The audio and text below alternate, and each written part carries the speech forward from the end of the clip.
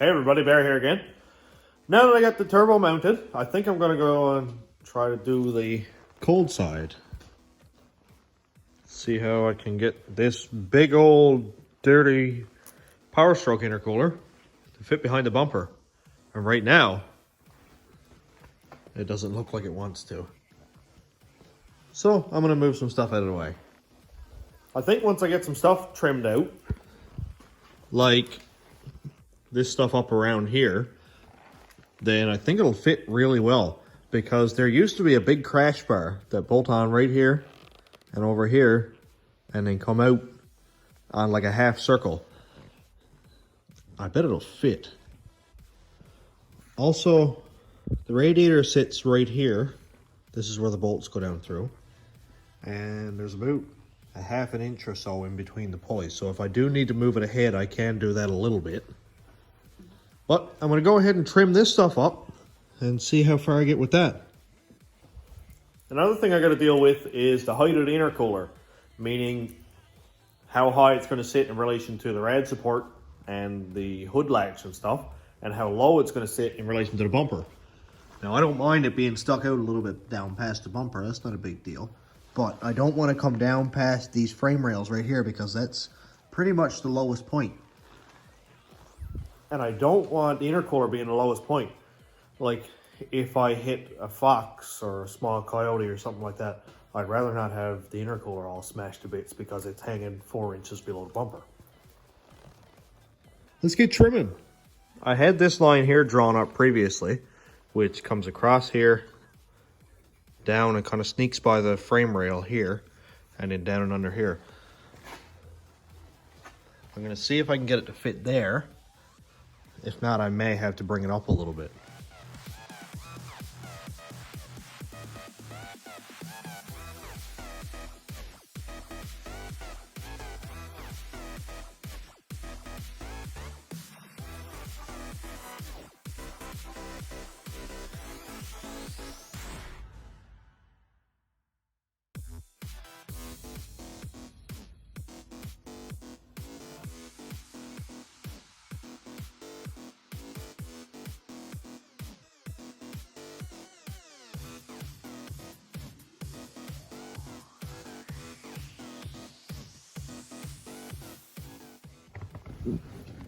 So I was up at the intercooler, getting that put into the van and stuff, got it to fit really well.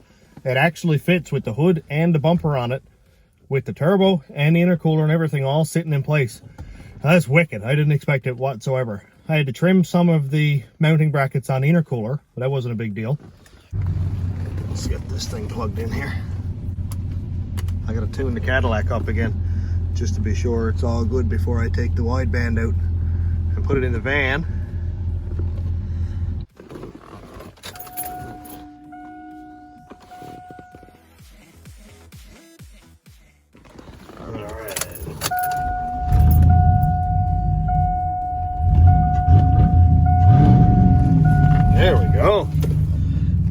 Good old speed density. All right, let's run a log.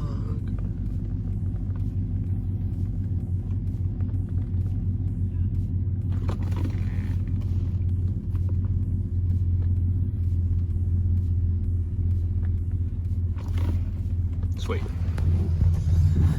So anyway, I was talking to a guy today, and he mentioned that he had a couple of vans scrapped. And it's a Chevy, I think it's like a 2500 Savannah, something like that.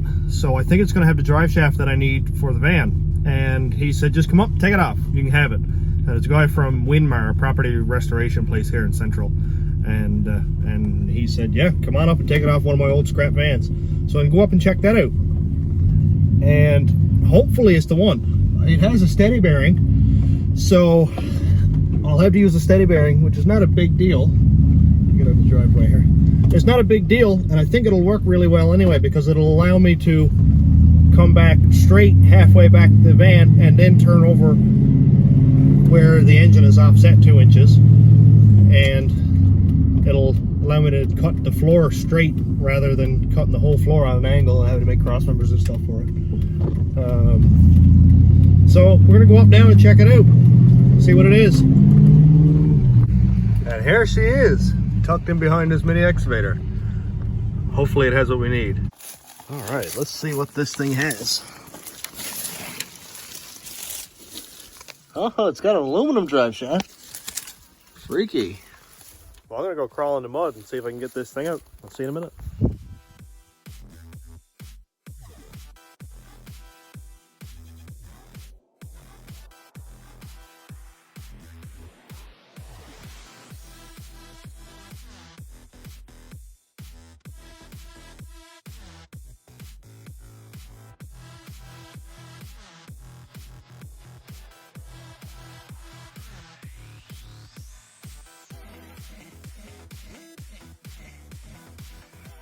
Man, is this ever tight down here.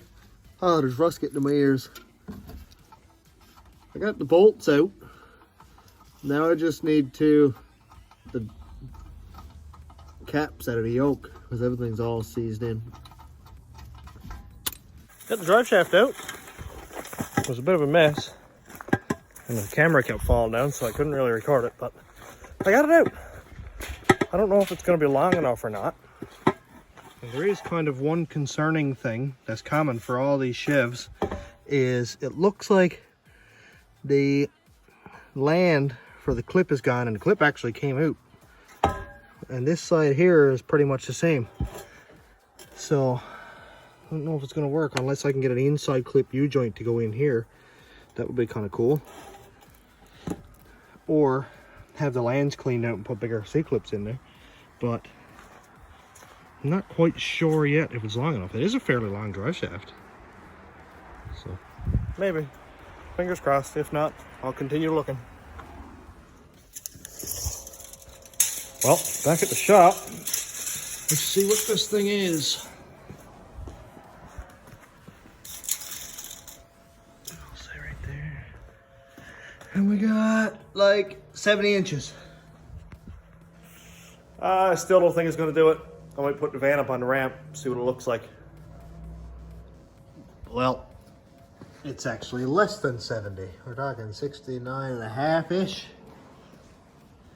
That's about 4 inches less than I sort of roundabout measured it. So I really don't think that's gonna help. I may have a backup. I thought about using this one. This is off an F-150. The only issue is this steady bearing is not replaceable. So if I go and put a piece of drive shaft on this, say off of this one here, and I blow up the steady bearing, I'm gonna throw it all away. And then find another drive shaft. And with the abuse and power I'm planning on putting in this one, it's not gonna work. I'm really not sure if this is gonna fit. I almost don't think it will. Oh no, it's way short. Sweet. With the drive shaft about where it needs to be, this is where it sits.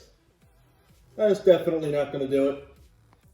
While I'm under here, I had a fellow comment on one of my Facebook posts today and point out that this could potentially be a failure point. These welds right here and here. Mainly because it's about 16-ish inches long, and that's a really big pivot point right there because the weight that's on the tail shaft is here, and there's no more bearing the weight until we get right up to the engine mounts up here. And I like when people point stuff like that out because I don't want to be driving down the road with the girls in this thing and that crack, and then I got problems. He suggested that I put a bar in across from here over to the back cradle mount right here. I think it'll work really well. I'm kind of nervous about all the rubber bushing that's inside of here. I don't want to melt it while I'm welding. So I could weld and keep the temperature down. Potentially, I could go from the inside of here and just diagonal across here and weld it sort of in the middle. Maybe 6 or 7 inches back and come across like that. That'll also take a lot of the load. So I think I may do it this way, mainly because I don't want to have to try and source these bushings after they're all, rubber is all melted in them, or it catches fire and burns place down. So I think I may do it across here. If I get my nerve up, Or if somebody says, hey, it's not going to matter anyway, then I'll probably just go ahead and weld them to the back of the bushing thing. I don't want to go up to the floor or anything like that, because the whole point of this is so I can unbolt it and drop the whole unit. Now, this is not going to be in tonight's video, but the next time that I have to pull the cradle down or something like that, obviously before the build is done, then I'll go ahead and do that. While we were on the topic, I mentioned that somebody else mentioned to me that my engine mounts are really high and I don't have any forward and back, say, plates or gussets or anything. So I think while I have the cradle down fixing this up, I'm also going to put in a bar going this way from probably 4 or 5 inches down to the cradle here. I didn't want to do it yet until I had the exhaust and all that made and the oil lines ran, because I don't want this to get in the way. Because after this is done, it can't come back out. It can't be unbolted and moved around. It's going to be welded in solid. Also, I don't think I can go back because the rack is there. And it's already hard enough to get the rack out. And I don't want to make it any harder than it is. So I'll just do a front mount. That way, if by any chance I got in a collision, this bar is going to stop that engine from wanting to go forward or back into the cabin. So I'll put a brace on this side. And also, I've got lots of room to put a brace on this side over to here. I really do like getting suggestions from people, because while I do have experience in making stuff and fabricating, I'm just a guy. I don't know everything. So it's always good when somebody says, hey man, you should really, look back at this is what you did, because it could cause a strength problem in a collision or under high load of torque, which there's going to be. So if anybody has any suggestions about what I've got done or what I'm coming up on doing, just shout them out. It's really cool when people do that without making me sound like an idiot or making me feel bad, because I'm not a professional fabricator, so it's nice to have a bit of help. So thanks for that. Also, while I'm here rambling, I'm creeping up on 1,500 subscribers. I'm at like 1,463, 4, 5, something like that now. That's like wicked. There's so many new people, so welcome to the channel. If you've seen any of the older stuff, you'll know what I'm all about. If not, go back and check out a couple of the older videos just to see how awkward and horrible of a speaker I am and how it was worse 6 months ago. I'm trying my best. I'm pretty camera shy. But yeah, welcome and check out some videos, and anybody who's not subscribed, consider check it out. There's going to be a lot of new content coming, and it's a good opportunity to see this thing still in the early stages of the build. And keep an eye out for me recreating the famous red SRT 4-swap Caravan burnout, where everybody does like a 500-foot burnout while their turbo spool noises. This thing is going to do that. I'm not afraid to terrorize it. So I'm going to try to recreate that video, see how cool it looks. Okay, I'm going to stop rambling now, I promise. I'm going to go ahead and put this thing down on the ground because the drive shaft turned into a big disappointment. Although, thanks a lot, Brian, for offering it up. I'm going to go ahead and see if I can get the intercooler and the radiator mounted. Kind of disappointed that it actually fits behind the bumper, although it's going to maintain sleeper status. I really wanted to see the big old turbo up out of the hood and the intercooler sticking out, cut the grill out and all that, but can't have everything. Well, that's enough messing around for today. Let's get some actual work done. What I'm going to focus on right now is getting the pipes to fit better in by the rad support here. By that, I mean, it kind of hits the frame rail right now. It's resting directly on it. So I need to trim out this stuff here a little bit more. Trim it out over here a little bit more to get the intercooler to sit up a little more. And then after that, I can start making some L brackets to bolt what's remaining of the brackets here, which I can get 2 small bolts in right here, and then come up and bolt to the upper rad support. And then maybe use this bolt hole right here for a little tab for this one to rest on right there. And same on the other side. I think it'll work really well. It looks like it's not going to be too much fab work to get this to fit. My main issue I have to deal with is getting the intercooler to sit in far enough to get the bumper on. Even though it looks like it's going to stick out a lot, right now the bumper will actually go on flush with no issues. So I'm going to go ahead, pull the intercooler and the rad out and trim up those brackets there a little bit more. and get this thing set in permanently, hopefully tonight.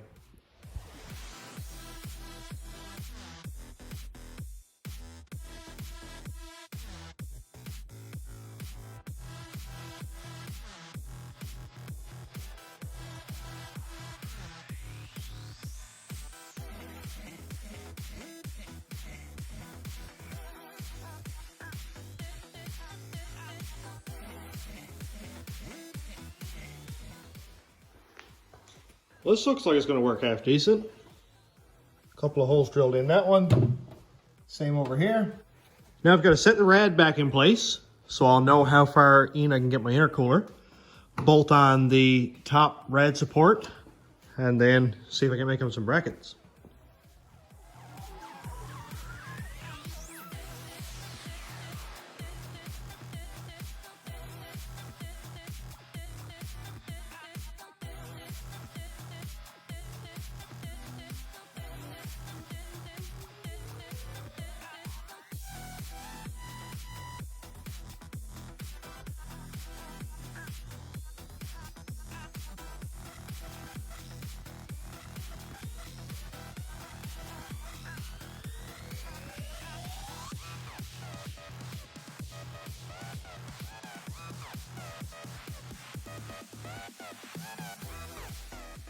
So this is a mock-up piece. I'll clean it up later on. Got some bolts, and I'm going to bolt that bracket on, and then mark out the holes here so I can cut that. I'm going to do this side first, and then go over here, lift it up, make it level, and then make the bracket for that side.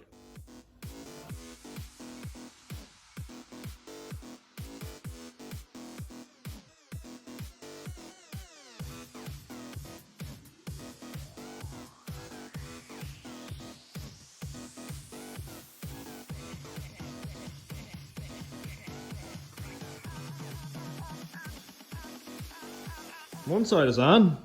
Got some bolts just stuck through for the time being to hold it up. And you can see here that now this side is much higher than the passenger side. But this is mounted solid now. So all I have to do is just lift it and level it up where it needs to be, hold it in place, make the brackets just like I did over here.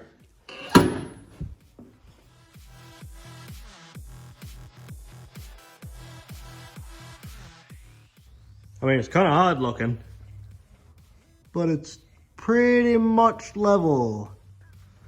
I'll be able to adjust the last little bit on the brackets here, which I'm going to go ahead and make now. There shouldn't be much to it. Just a skinny bracket to come up here, go a little bit wide so I can put two bolts sideways, like I have here, and then the intercooler will be hung.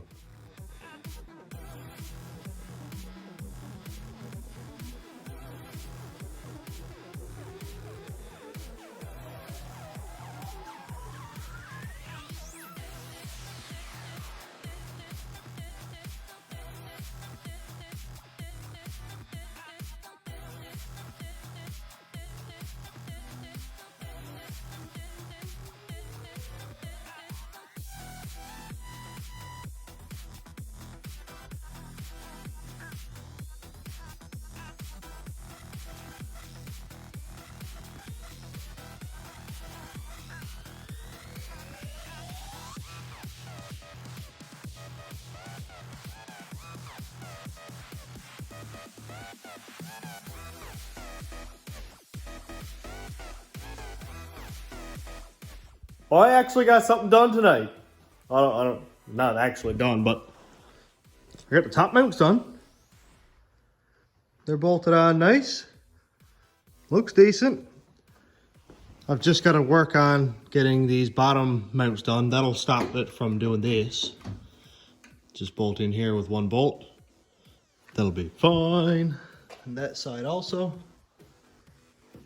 Looks really good. It's level. It's centered between the frame rails. Man, that's a massive intercooler. It's like the size of another radiator. I'm going to try and bolt the bumper on just to make sure it still fits after I've got all the fab work done. But I'm kind of thinking it will. I'm going to go try it anyway, just to be sure. This might work or it might not work. Usually it just falls off.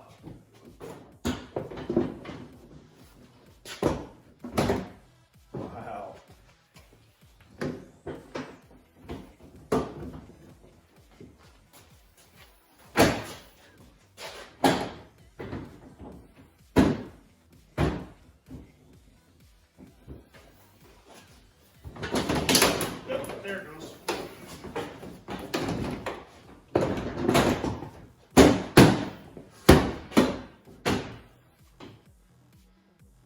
Stay.